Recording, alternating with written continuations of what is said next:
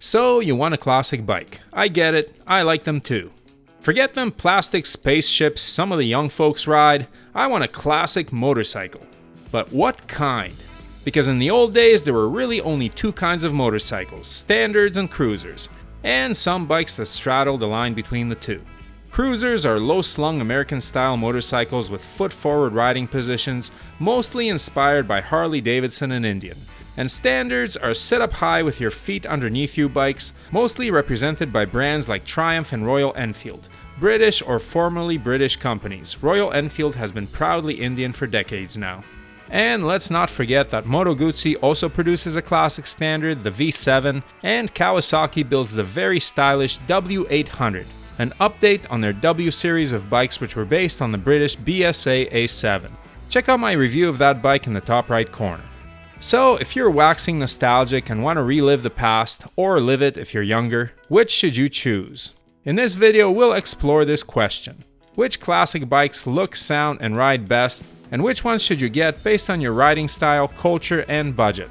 So, to find out this crucial information, please stay tuned. And if you're enjoying the content, please consider helping out this small channel by subscribing, liking the video, and sharing it with friends.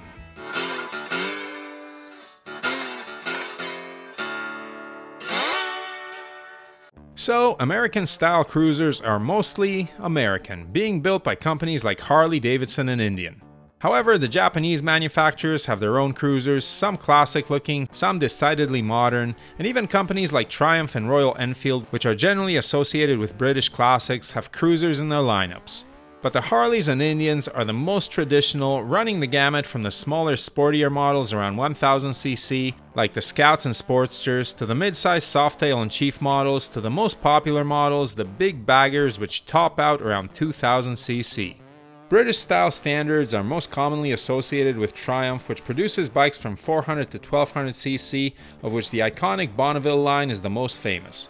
India's Royal Enfield builds air-cooled bikes in the more traditional displacements of 350 to 650cc, and the newly revived BSA has one model, the Gold Star, a liquid-cooled 650cc single-cylinder bike which looks pretty cool. Additionally, there's the aforementioned Kawasaki W800 and the decidedly not British but still traditionally classic Moto Guzzi V7. And as I mentioned before, Triumph, Royal Enfield, Kawasaki, and many other companies make cruisers, the sweet-looking Triumph Bobber being one.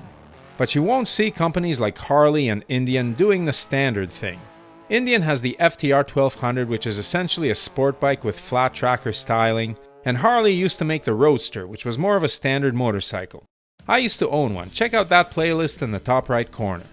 Before the Roadster, Harley made the XR 1200, which was perhaps the sportiest Harley ever. But currently, Harley builds all cruisers and one adventure bike. Cruisers have their pluses and minuses, and I have a bit of a love-hate relationship with them. Of all motorcycles, they have the lowest seats and so are the best choice for shorter riders. However, this also means that they have the least ground clearance and the most limited lean angles, so off-roading is out and they are the slowest on a twisty road. These bikes are for relaxed riding, and they are good at that. If you're the type who likes to cruise down the strip or out in the boonies, these are the bikes for you. Now I know there will be guys who will claim that their bagger can hang with the naked bikes in the curves, but if you've ever managed to keep up with an MT-09 rider on your road glide, it's because the MT-09 rider didn't know what he was doing, not because your road glide is a sport bike. Some cruisers, like the Honda Rebel 1100, can rip in the curves pretty well, but that statement has to be accompanied by the qualifier for a cruiser. Pretty well for a cruiser. The Rebel ain't keeping up with an MT-09 either. But how about touring? After all, the big baggers are marketed as continent crossing bikes, and they are. No motorcycles offer better weather protection and cushier seats. Many of these bikes also offer toys like nav and stereos, plus if you put a trunk on them, you can take the kitchen sink with you. However, there are a couple of things that limit cruisers in general, even baggers, as long-distance tourers. One is limited suspension travel. Those low seats make for 3 inches of travel, 2 in some cases, and when you're on a rougher road, your lower back longs for an adventure bike. The other is the placement of the foot pegs or floorboards. If you want to stand up to stretch out, or when going over bigger bumps like railway tracks, it's a lot easier with the foot pegs underneath you. The more forward they are, the more difficult it is to stand. You can't put the pegs under the seat with such low seat heights, so they have to be out front. However, the best thing about cruisers is something that is intangible: the feel. Now this tends to pertain only to cruisers with big engines around 1000cc and up, but the feel of surfing on the enormous tsunami of torque that these engines provide is addictive. Yes, the big motors run out of steam at 5,000 or 6,000 RPM, but that freight train pull you get at 3,500 is awesome. These engines are perfectly suited for cruising, and they also sound amazing. Oh, that's nice and deep, eh?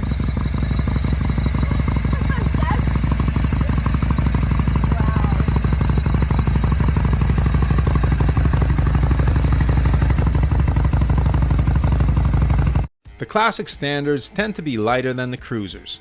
This is not always true when looking at bikes of similar displacements, but the biggest cruisers can weigh between 700 and 900 pounds, where the 1200cc standard bikes like the Bonneville T120 top out between 500 and 550 pounds wet. These motorcycles also usually have higher seats, which allow for the pegs to be placed underneath the rider and still maintain adequate legroom. And because these were the original superbikes, they tend to have greater lean angles, which helps them corner faster without dragging bits on pavement. In fact, some, like the Triumph Speed Twin, are capable of keeping up with some seriously sporty bikes in the twisties. Like cruisers, the classics tend to sound good. Most of these bikes are British-style parallel twins, which these days are built with a 270-degree crankshaft and therefore sound like 90-degree V-twins. Here's a Royal Enfield Interceptor with SNS pipes. However, this engine architecture is not true to the old British parallel twins, which tended to run 360-degree cranks back in the old days. Ironically, the most true-sounding classic parallel twin on the market is not British at all. It's the Kawasaki W800, which is one of the few bikes still running a 360-degree crank. It sounds like this.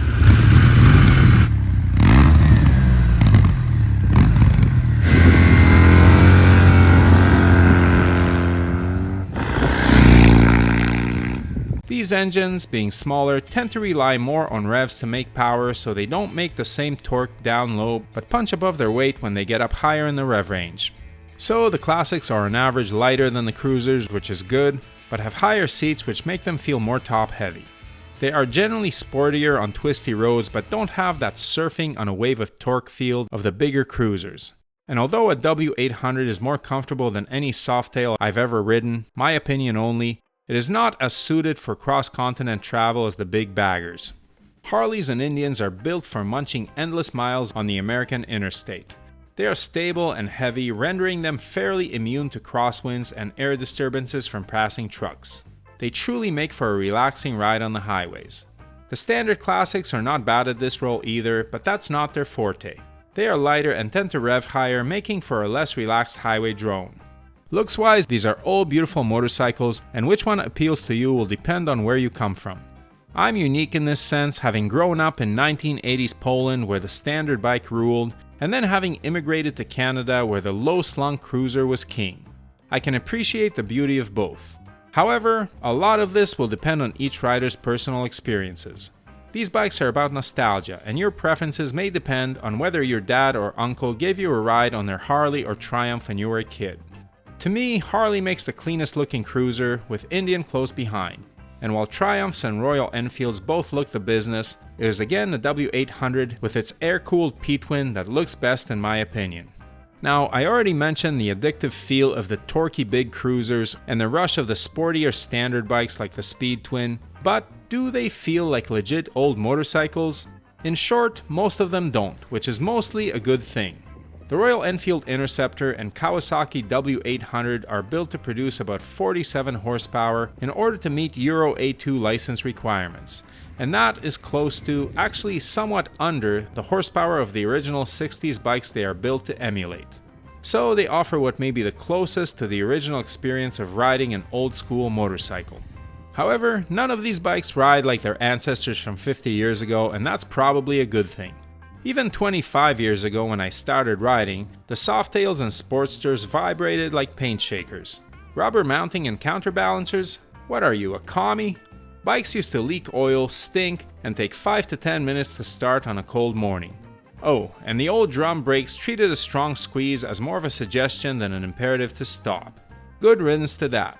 Today's models, especially the liquid-cooled Triumphs, are thoroughly modern motorcycles with modern acceleration, cornering, and braking.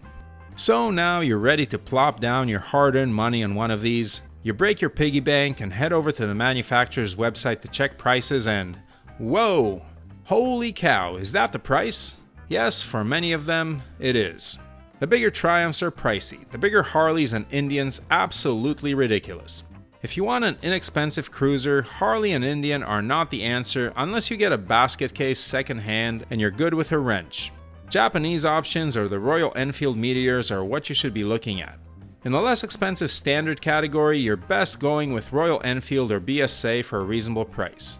Even the Kawasaki W800 is on the pricey side, though not ridiculous. Which brings us to motorcycle culture, and here the standard classics do have an advantage. Sorry Harley riders, but there is an elitist attitude in some Harley circles that is far less prevalent among Royal Enfield, Triumph, Indian, and Japanese bike riders. Because Harleys are so expensive, there is a bit of, oh, I'll say it, dick waving going on.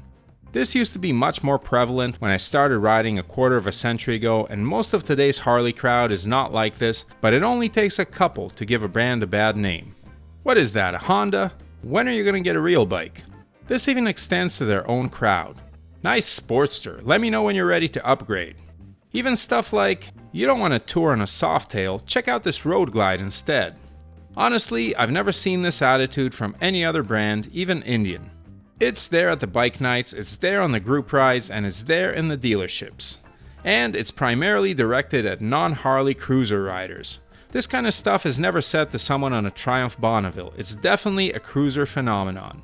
Again, it's a small minority, but these folks definitely have a way of making themselves heard.